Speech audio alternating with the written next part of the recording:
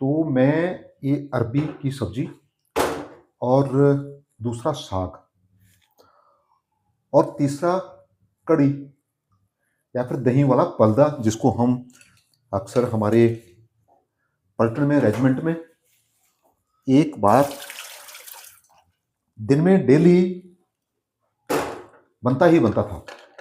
तो वो हमारे फौज में भी मेनू का अहम हिस्सा था। तो ये अरबी सबसे ज़्यादा घर में मैं ही पसंद करता हूँ। अरबी और साग, जब मैं छुट्टी आता था तो साग मेरे को पक्का चाहिए होता था और अरबी तो बेशक 3 टाइम मिल जाए, मैं 3 टाइम भी खा लेता था। और दूसरा जो मैंने बोला पलदा, कढ़ी भी चलेगी। तो ये मेरा खाने का बिल्कुल मनपसंद खाना होता था हमारे टाइम में। तो अरबी तो बहुत ज़्यादा हो जाती है खेतों में, तो मैं अगर 3 टाइम मेरे को खाने को मिले, थोड़ा इसमें दही लगा दो या लस्सी लगा दो, या दही लस्सी के बिना सूखी भी बनती है और वैसी भी अच्छी बनती है, तो मैं इसे बहुत पसंद करता हूँ। अभी 5-7 मिनट में उबल जाएगी। इसे उबालने के लिए इनिशिएटिव मैं ही लेता हूँ, क्योंकि जिसकी पसंद होती है वो उसके मन में वो चलता रहता है कि अरबी मिल जाए, अरबी मिल जाए, अरबी मिल जाए। तो अब ये धीरे एक विसल आ जाएगी तो उसको बंद कर दो, एक विसल की भी ज़रूरत नहीं पड़ती, बहुत जल्द हो जाती है। बस अब ये अरबी उबल कर तैयार हो गई है, इसमें साथ-साथ में से छिलका उतार लेता हूँ। इसकी बड़ी ख़ास बात होती है, इसको पीछे से प्रेस करो।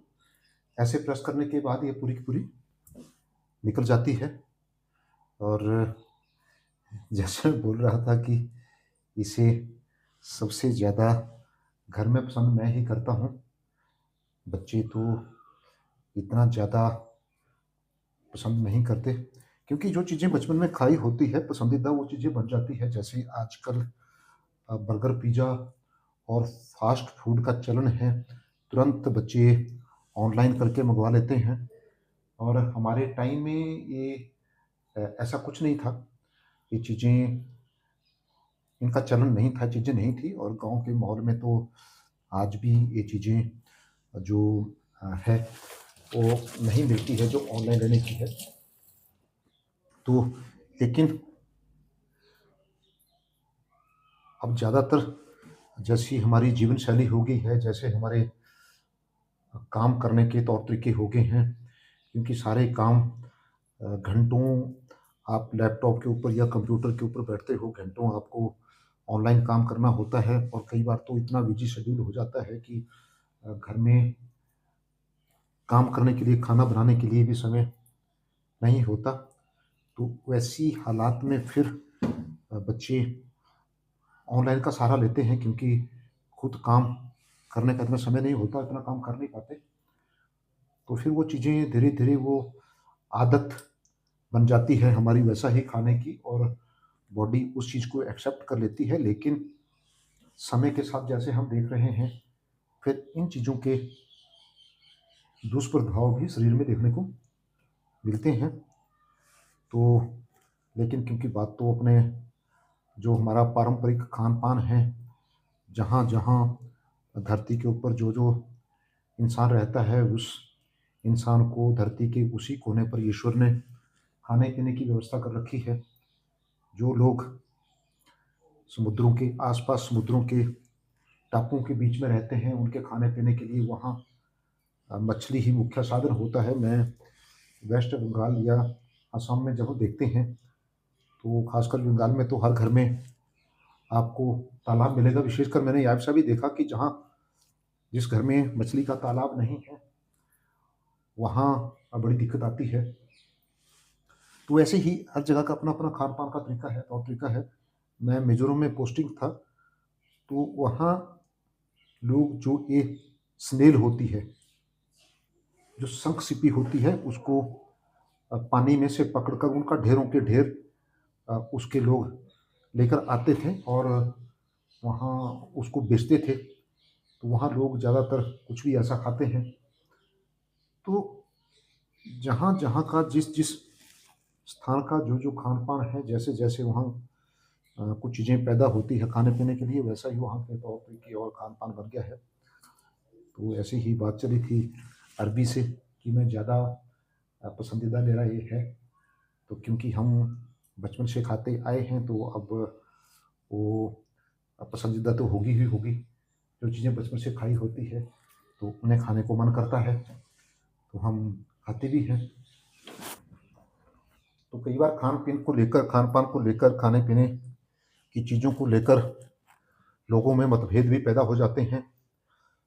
लेकिन मैंने, मेरे गुरु की शिक्षा है कि ब धरती ऊपर हर मसों का बखरा ताना-बाना है, बख्खू बख पहरावा सबदा बखरा पीना खाना है। तो जो लोग जहाँ रहते हैं उनका खान-पान भी वैसा ही होता है। मैं सन 90 में लद्दाख में पोस्टिंग था, तो मैंने वहाँ देखा कि लोग वहाँ, जहाँ हम रहते थे, तो बगल में छोटे-छोटे गाँव थे, कुछ लोग रहते थे, तो बर्फ़ वहाँ बहुत ज़्यादा पड़ती थी। तो वहाँ लोग एक याक को काटकर वो बर्फ़ में लगा देते थे और फिर महीनों तक उस याक को हर रोज़ थोड़ा-थोड़ा काटते थे और खाते थे।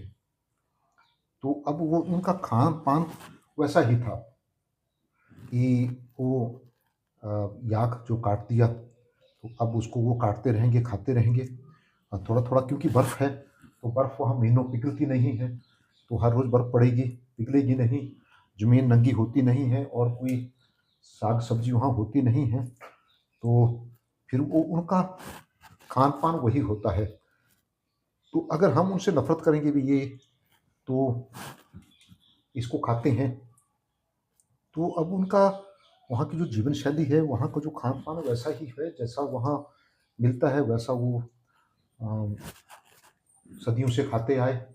जब से वहाँ रह रहे हैं लोग, जब से ये सृष्टि बनी है, तो कोई तो वहाँ रहता होगा, उनका खान-पान वैसा ही बन गया। तो ऐसा ही हमारा, फिर हम इन चीज़ों को लेकर के, जैसे जहाँ-जहाँ लोगों में कई बार मतभेद पैदा हो जाते हैं, तो मैं तो मानता हूँ कि इन चीज़ों को लेकर के, विशेषकर खान-पान को लेकर के मतभेद नहीं होने चाहिए, और यही मानवता के लिए शिक्षा भी होती है। तो अब मैंने बातों-बातों में बातें भी होगी, और ये अरबी भी छीलकर ख़त्म कर दी। तो अब शाम को आराम से इसे काट-पीट कर और इसमें वो करके, तो ये बिल्कुल ओके हो जाएगा और सब्ज़ी हमारी तैयार हो जाएगी।